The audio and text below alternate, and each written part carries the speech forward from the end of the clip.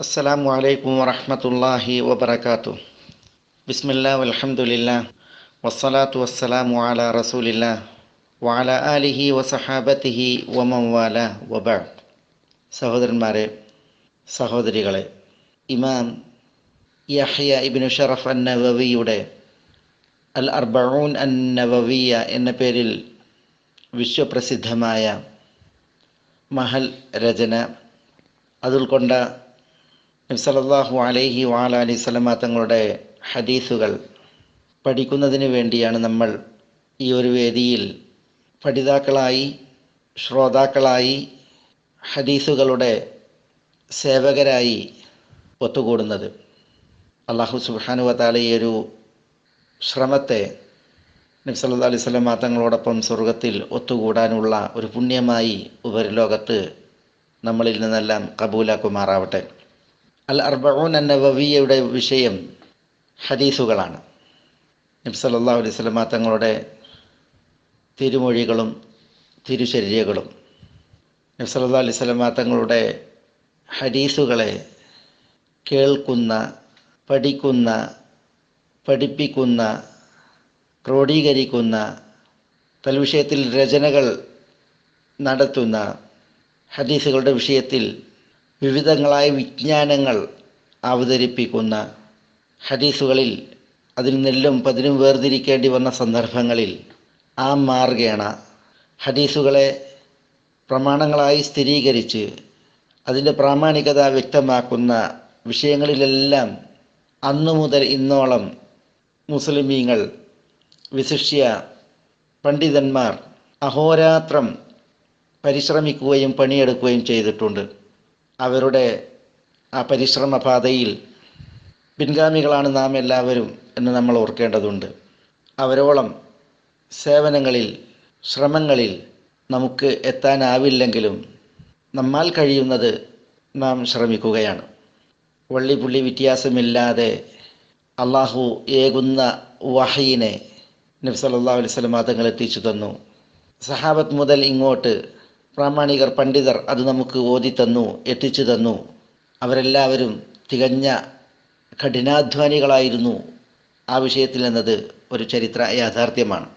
ഇമാം അബുൽ ഫറജ് ജമാലുദ്ദീൻ ഇബ്നുൽ ജൗസി റഹിമഹുല്ല ഹിജറാബ്ദം 597 മരണപ്പെട്ട മഹാരഥനാണ്. അദ്ദേഹത്തിൻ്റെ ജീവിതചരിത്രം വായിച്ചപ്പോൾ അദ്ദേഹം ഹദീസുകൾ എഴുതി രേഖപ്പെടുത്തി ആ വിഷയത്തിൽ ധാരാളം ഗ്രന്ഥ രചനകളും നടത്തി. കോലുകൊണ്ട് അദ്ദേഹം ഹദീസുകളെ എഴുതി എഴുത്തുകോല് തയ്യാറാക്കിയിട്ട് അതിൻ്റെ ബാക്കി ഭാഗം, അഥവാ ഒരു കമ്പെടുത്ത് അത് ചെത്തി എഴുത്തുകോലുണ്ടാക്കും.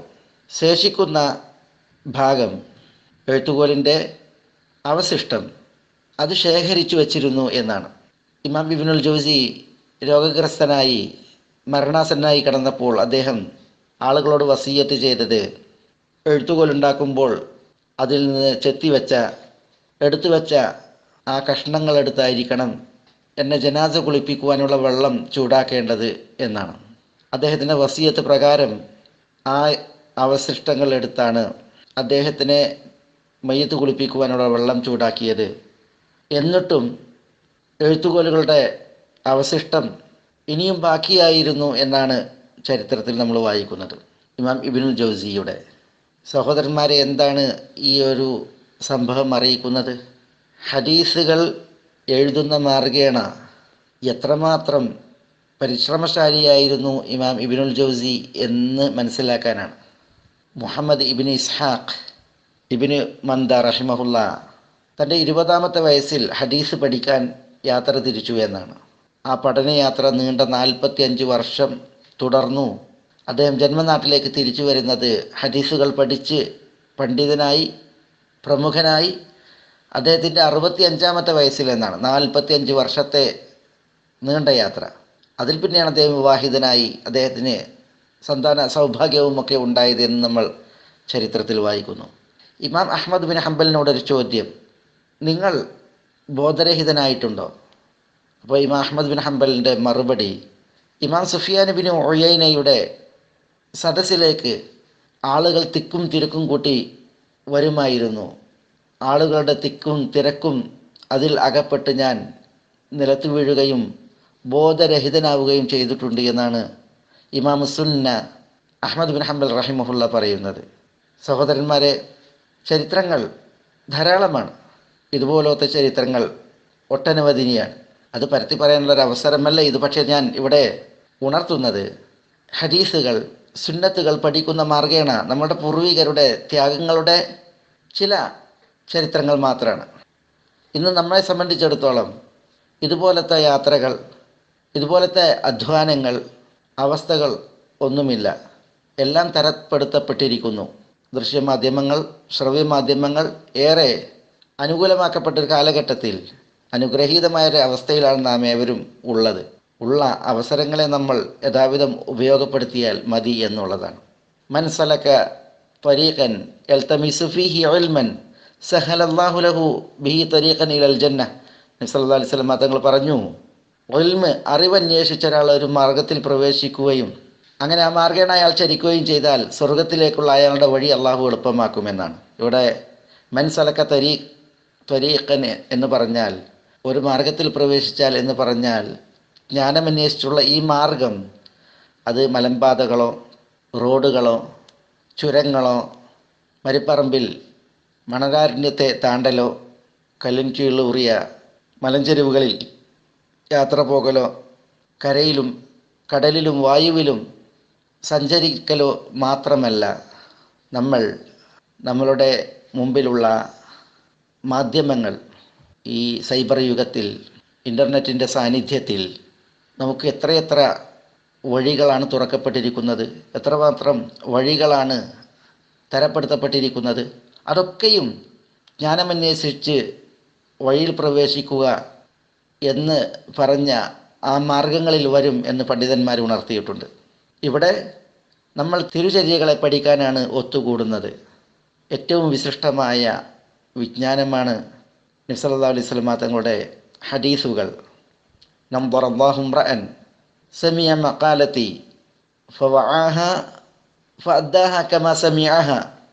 അല്ലാഹുവിൻ്റെ റസൂൽ സല്ലല്ലാഹു അലൈഹി വസല്ലം തങ്ങൾ പറഞ്ഞു, എൻ്റെ സംസാരം കേൾക്കുകയും അത് ഗ്രഹിക്കുകയും കേട്ട മാതിരി ഏറ്റാതെ കുറക്കാതെ കോട്ടിമാട്ടാതെ കൃത്യമായി അത് എത്തിക്കുകയും ചെയ്യുന്നവർക്ക് അള്ളാഹു പ്രസന്നതയേകട്ടെ. ഈ പ്രസന്നത തികഞ്ഞ സന്തോഷമാണ്, സൗഭാഗ്യമാണ്, വെട്ടവും വെളിച്ചവുമാണ്, ദീപ്തിയാണ്, മനോമുകുരം പ്രഭാപൂരിതമാകലാണ്. അത് ഇഹത്തിൽ മാത്രമല്ല, നാളെ പരത്തിലും സ്വർഗത്തിൻ്റെ അനുഗ്രഹീതമായ വിശാലതയിലും. അതുകൊണ്ട് തന്നെ റസൂലുള്ളാഹി സ്വല്ലല്ലാഹു അലൈഹി വസല്ലം തങ്ങളുടെ തിരുമൊഴികൾ അൽ അർബഊൻ അന്നവവി എന്ന മഹൽ രചനയിൽ വാരിതായ വന്ന ഹദീസുകൾ പഠിക്കുവാനുള്ള നമ്മുടെ ഈ ഒരു അവസരത്തെ എല്ലാവരും ആത്മാർത്ഥമായി നല്ല നീയത്തിൽ ഉപയോഗപ്പെടുത്തുക. ഉദ്ദേശശുദ്ധി അത് കൃത്യമാക്കുവാൻ പരിശ്രമിക്കുക. അല്ലാഹു സുബ്ഹാനഹു വ തആല നാം ഏവരെയും എല്ലാ നന്മകളിലേക്കും ഉദവിയേറ്റി തുറവിയേറ്റി അനുഗ്രഹിക്കുമാറാവട്ടെ. അല്ലാഹു സുബ്ഹാനഹു വ തആല മുസീബത്തുകളിൽ നിന്നും നമ്മളെ കാത്ത് സംരക്ഷിക്കുമാറാവട്ടെ. വസല്ലല്ലാഹു വസല്ലമ വബാറക അലാ നബിയിന മുഹമ്മദിൻ വ ആലിഹി വസഹ്ബിഹി അജ്മഈൻ. അസ്സലാമു അലൈക്കും വറഹ്മത്തുള്ളാഹി.